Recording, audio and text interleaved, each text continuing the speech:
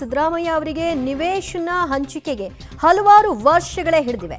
ಸಿದ್ದರಾಮಯ್ಯ ಅವರಿಗೆ ನಿವೇಶನ ಹಂಚಿಕೆಯಲ್ಲಿ 1998ರಿಂದ 2022 ಸೊ ಈ ಅವಧಿಯವರೆಗೂ ಕೂಡ ಅವರು ಪರದಾಡಿದ್ದಾರೆ ಬದಲಿ ನಿವೇಶನವನ್ನ ಪಡ್ಕೊಳ್ಳಿಕ್ಕೆ. ಅದು ಆಗಿರಲಿಲ್ಲ. ಆ ಸಂದರ್ಭದಲ್ಲಿ ಅವರು ಮಾಡ್ಕೊಳ್ಬೇಕು ಅನ್ನೋದಾಗಿದ್ರೆ ಅಧಿಕಾರದಲ್ಲಿ ಇದ್ರು ಆ ದುರುಪಯೋಗ ಮಾಡಿಸ್ಕೊಳ್ಬಹುದಿತ್ತು.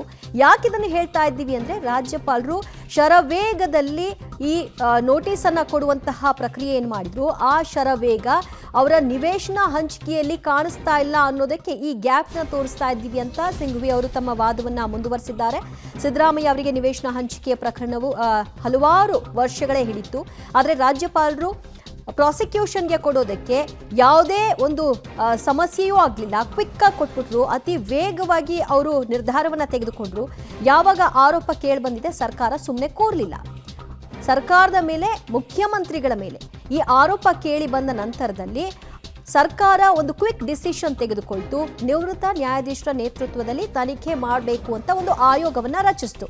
ಸೊ ಆ ಆಯೋಗ ತನಿಖೆ ನಡೆಸ್ತಾ ಇದೆ. ಅದರ ವರದಿ ಬರಬೇಕಾಗಿದೆ. ಆ ವರದಿ ಬರಲಿ ಅಂತ ನಾವು ಕೂಡ ಕಾಯ್ತಾ ಇದ್ದೀವಿ. ಆದರೆ ಇದರ ಮಧ್ಯದಲ್ಲೇ ಒಂದು ಪಬ್ಲಿಕ್ ಒಂದು ದೂರು ಬಂದ ತಕ್ಷಣ ಆ ದೂರಿನ ಆಧಾರದ ಮೇಲೆ ಶೋಕಾಸ್ ನೋಟಿಸ್ ಕೊಟ್ಟಿದ್ದಾರೆ. ಅಂದರೆ ಇದರಲ್ಲಿ ರಾಜ್ಯಪಾಲರ ಒಂದು ವೇಗವು ಮತ್ತು ಸಿದ್ದರಾಮಯ್ಯನವರ ಅಧಿಕಾರ ದುರುಪಯೋಗದ ವೇಗ ಹೇಗಿದೆ ಅನ್ನೋದನ್ನ ನೋಡಿ ಅಂತ ಸಿಂಘ್ವಿ ಅವರು ತಮ್ಮ ವಾದದಲ್ಲಿ ಹೇಳ್ತಾ ಹೋಗ್ತಾ ಇದ್ದಾರೆ. ಸಿದ್ದರಾಮಯ್ಯ ಅವರಿಗೆ ನಿವೇಶನ ಹಂಚಿಕೆ ಸಂಬಂಧಪಟ್ಟ ಹಾಗೆ ಹಲವಾರು ವರ್ಷಗಳು ಹಿಡಿದಿದೆ. ಅವರು ಅಧಿಕಾರದಲ್ಲಿದ್ದರು, ಆ ರೀತಿಯ ಅಧಿಕಾರ ದುರುಪಯೋಗ ಪಡಿಸ್ಕೊಳ್ಬಹುದಿತ್ತು ಅನ್ನೋದಾದರೆ ಅಷ್ಟು ತಡವಾಗಿ ಅವರು ನಿವೇಶನವನ್ನು ಪಡ್ಕೊಳ್ಬೇಕಾದಂತಹ ಅನಿವಾರ್ಯತೆ ಇರಲಿಲ್ಲ. ಅವರು ಯಾರಿಗೋರೇ ಹೇಳಿ ಅದನ್ನು ಮಾಡಿಸ್ಕೊಳ್ಬಹುದಾಗಿತ್ತು. ಆದರೆ ಅವರು ಸುಮ್ಮನೆ ಕೂತ್ಕೊಂಡ್ರು, ಅದು ಯಾವಾಗ ಬರುತ್ತೋ ಬರಲಿ ಅಂತ ಸುಮ್ಮನೆ ಇದ್ರು. ಅದರ ಪರಿಣಾಮ ಈಗ ಬದಲಿ ನಿವೇಶನ ಸಿಕ್ಕಿದೆ. ಆದರೆ ರಾಜ್ಯಪಾಲರ ನಡೆ ನೋಡಿ ಎಷ್ಟು ಆತುರವಾಗಿ ಅವರು ನಿರ್ಧಾರ ತೆಗೆದುಕೊಂಡಿದ್ದಾರೆ ಅನ್ನೋದನ್ನ ಇಲ್ಲಿ ಹೇಳ್ತಾ ಇದ್ದಾರೆ. ಮತ್ತಷ್ಟು ಮಾಹಿತಿ ಕೊಡ್ತಾರೆ ನಮ್ಮ ಪ್ರತಿನಿಧಿ ಮೂರ್ತಿ.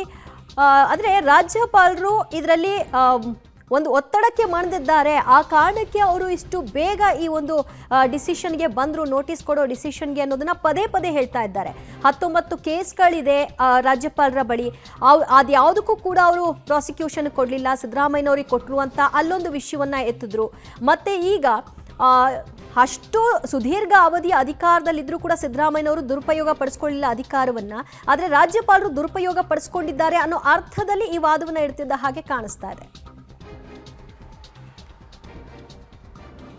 ನಿಜ ದಿವ್ಯಾ, 1998ರಲ್ಲಿ ಈ ಮೂಡಾದಲ್ಲಿ ಆ ವಿಚಾರ ಏನಿದೆ ಇದು ಮೂಡ ಮುನ್ನೆಲೆಗೆ ಬರುತ್ತೆ. ಅಂದರೆ ಅವತ್ತು ಸೈಟ್ನ ತೆಗೆದುಕೊಳ್ಬೇಕು ಅನ್ನೋ ನಿಟ್ಟಿನಲ್ಲಿ ಇವರು ಅವತ್ತು ಪ್ರಕ್ರಿಯೆ ಶುರುವಾಗುತ್ತೆ. ಅದಾದ ಬಳಿಕ ಇವರಿಗೆ 2022ರಲ್ಲಿ ಕೈ ಸೇರಿದೆ. ಇದು ಬಹುದೀರ್ಘದ ಅವಧಿ. ಒಂದಷ್ಟು ವರ್ಷಗಳ ಕಾಲ ಸಿದ್ದರಾಮಯ್ಯನವರು ಅಧಿಕಾರದಲ್ಲಿದ್ದಾರೆ, ಒಂದಷ್ಟು ವರ್ಷಗಳ ಕಾಲ ಅಧಿಕಾರದಲ್ಲಿ ಇಲ್ಲ.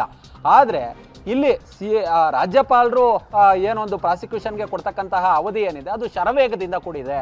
ಇವರು ಸೈಟ್ಗಳನ್ನ ತೆಗೆದುಕೊಳ್ಳೇಬೇಕು ಅನ್ನೋದಾಗಿದ್ರೆ ಈ ಸುದೀರ್ಘ ಅವಧಿ 1998ರಿಂದ 2022ರವರೆಗೆ ಆಲ್ಮೋಸ್ಟ್ 24 ವರ್ಷಗಳ ಅವಧಿ ಬೇಕಾಗಿರಲಿಲ್ಲ.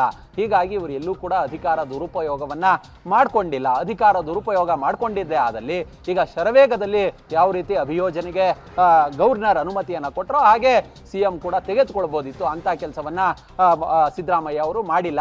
ಹೀಗಾಗಿ ಈ ಪ್ರಕರಣದಲ್ಲಿ ಅವರ ರೋಲ್ ಇಲ್ಲ ಅನ್ನೋ ನಿಟ್ಟಿನಲ್ಲಿ ನ್ಯಾಯಮೂರ್ತಿಗಳ ಗಮನ ಸೆಳೆಯುವ ಕೆಲಸವನ್ನ ಅಭಿಷೇಕ್ ಮನು ಸಿಂಘ್ವಿ ಮಾಡ್ತಿದ್ದಾರೆ.